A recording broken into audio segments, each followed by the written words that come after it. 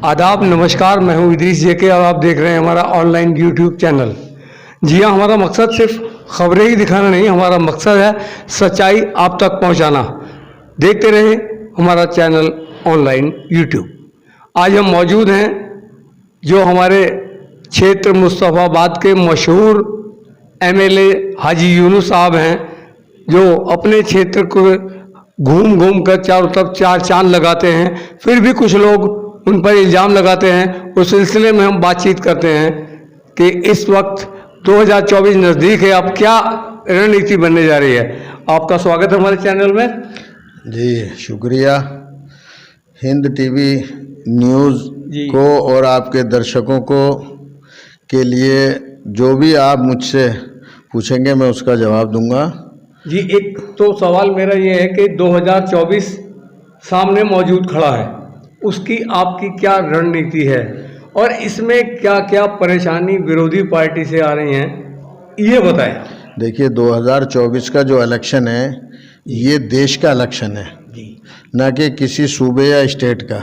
ये देश का इलेक्शन है और देश के लिए जो भी रणनीति लीडरान तय करेंगे। आज हमारा देश जिस कगार पे है, जो जितनी बद से बदतर हालात हैं देश के, ये सभी को पता है। आज चाहे नौजवान हो या जवान हो हमारा या किसान हो, आज हर तबका बहुत परेशान है। महंगाई चरम पर पहुंची हुई है और विरोधी पार्टी भाजपा जो है केजरीवाल जी के पीछे पड़ी हुई है। वो तो जाहिर है, क्योंकि जो आदमी सच बोलेगा उसको सच की कीमत तो अदा करनी पड़ेगी। आपकी बात से याद है, अभी तक किसी तरह का कोई सबूत विरोधी पार्टी नहीं पहुंचा पाई।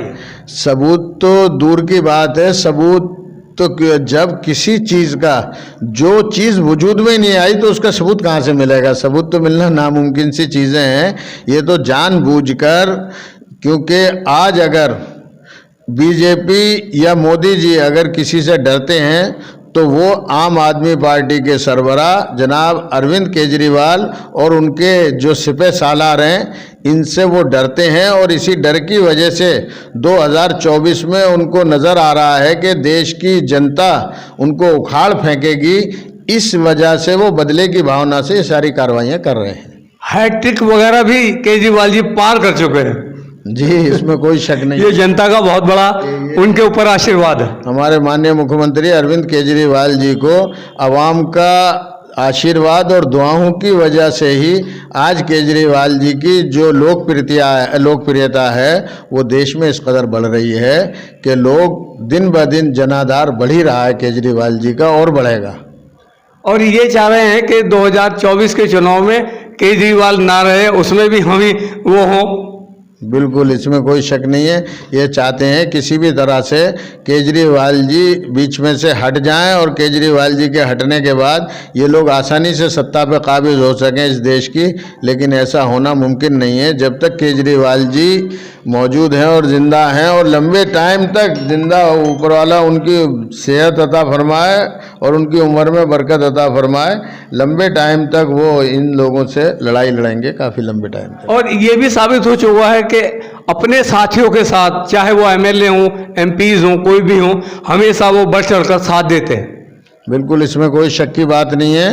केजरीवाल जी जिस तरह से दिल्ली की आवाम के लिए और पूरे देश की आवाम के लिए करना चाहते हैं, जिस केजरीवाल जी के कामों की मिसाल आज देश में नहीं दुनिया के हर मुल्क में दी जाती है। केजरीवाल जी के कामों की मिसाल, उसी की वजह से दिल्ली की जनता पूरे तौर से, मुकम्मल तौर से अरविंद केजरीवाल जी के साथ है और साथ रहेगी। और इसी के साथ साथ उनका जनाधार भी पूरी अपनी राजधानी में बढ़ता ही जा रहा है और भी स्टेटों में उनकी लोकप्रियता बढ़ रही है। बिल्कुल, दूसरे स्टेटों में भी लोकप्रियता बढ़ रही है। आज इतने कम टाइम में 9 साल के अरसे में आम आदमी पार्टी एक राष्ट्रीय पार्टी बन गई और राष्ट्रीय पार्टी में भी तीसरी राष्ट्रीय पार्टी का जिसको दर्जा मिला हो। इतनी बड़ी बड़ी पार्टियों के मुकाबले में ये आवाम की ही दुआओं का नतीजा है और उनके सपोर्ट का। जी, अपने क्षेत्र मुस्तफ़ाबाद के लिए हाजी जी आपने क्या क्या किया है और क्या क्या करने की और तमन्ना है? देखिए, मैंने माननीय अरविंद केजरीवाल जी के विकास नीतियों के तहत मुस्तफ़ाबाद के अंदर इतने काम चल रहे हैं कि आप जिस कॉलोनी और जिस इलाके में जाएंगे आपको चारों तरफ काम चलते नज़र आएंगे और काफ़ी बड़ी तादाद में काम मुकम्मल हो गए। ऐसे ऐतिहासिक काम हुए हैं जो अब से पहले कभी नहीं हुए। आपने देखा होगा कि दयालपुर का 33 फुटा, दोनों 25 फुटे, ईदगाह 33 फुटा, ब्रजपुरी पुलिया का वो कैसा काम जिसको आज तक कोई ना करा सका, वो ब्रजपुरी पुलिया का बहुत ही कठिन काम था जी, मुकम्मल तौर से हो चुका।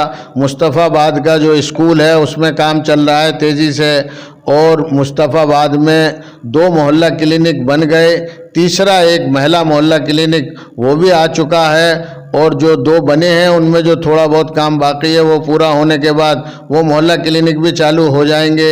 इसके अलावा जो भी मुमकिन हो सकेगा विकास कार्य आवाम के लिए, बाहर रोड पे लाइटें लगवाई थी, आपने देखा था ईद से पहले रमज़ान में तिरंगा लाइटें, जी तिरंगा लाइटें लगी थी। और जो भी मुस्तफ़ाबाद की आवाम के लिए मुझसे जो भी हो सकेगा हमारे माननीय अरविंद केजरीवाल जी की मदद से मैं उस काम को पूरे तौर से करूँगा। आप क्षेत्र में दौरा करते हैं, उस दौरे के दौरान क्या चीज़ आपको दिखाई दे रही है, कहीं कुछ कमी लग रही है तो उसको आप पूरा करेंगे? देखिए, क्षेत्र में दौरा करता हूं तो उसमें कमियां महसूस, मैं कब्रिस्तान भी जाता हूं, शमशान घाट भी जाता हूं, वहां मुझे कमियां महसूस हुई तो मैंने उसके भी काम के लिए टेंडर हो चुके हैं। वो काम भी, शमशान घाट का काम चल रहा है लेकिन कब्रिस्तान का काम बहुत जल्दी शुरू होने वाला है, इंशाल्लाह इसी हफ्ते शुरू हो जाएगा। कब्रिस्तान में भी काम होना है। जहां मुझे जो कमी नज़र आती है, अब हमारे यहाँ इतनी कोई ज़मीनें तो है नहीं जो बच्चों के लिए हम कहीं कोई बढ़िया ग्राउंड वगैरह या पार्क वगैरह बना दें।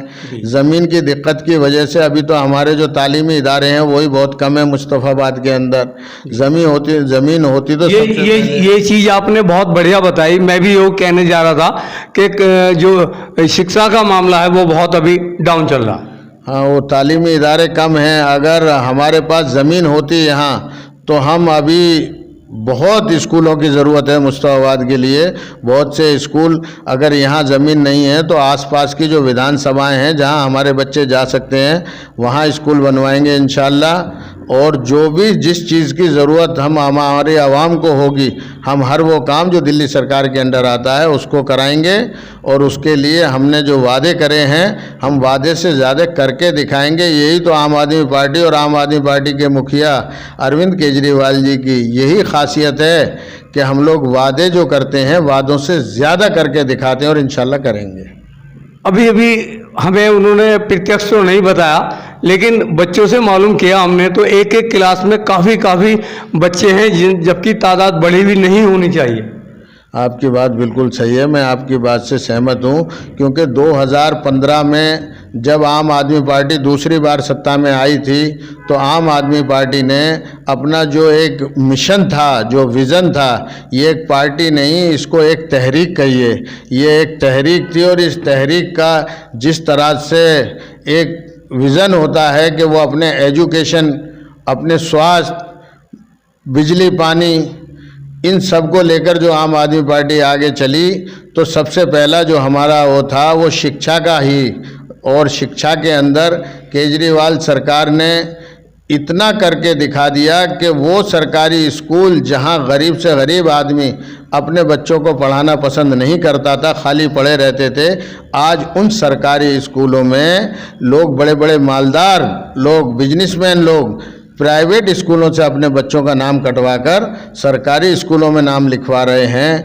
दिल्ली का इंटर का रिज़ल्ट 98% आता है जो अपने आप में एक मिसाल है।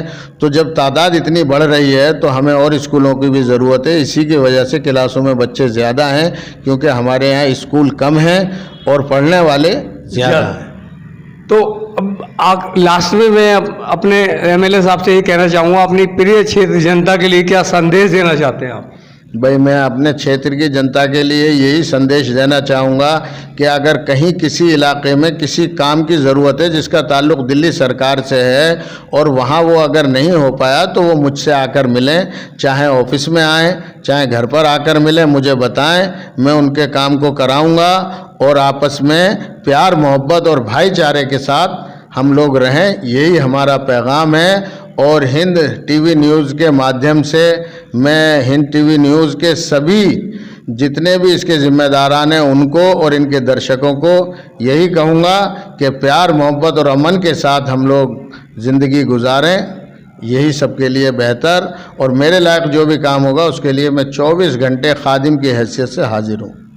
तो अभी आप सुन रहे थे अपने क्षेत्र के जनप्रिय, लोकप्रिय और बहुत ही अजीज आप लोगों के लिए एमएलए साहब हाजी यूनुस जी। जी हाँ, देखते रहे हमारा ऑनलाइन चैनल। धन्यवाद।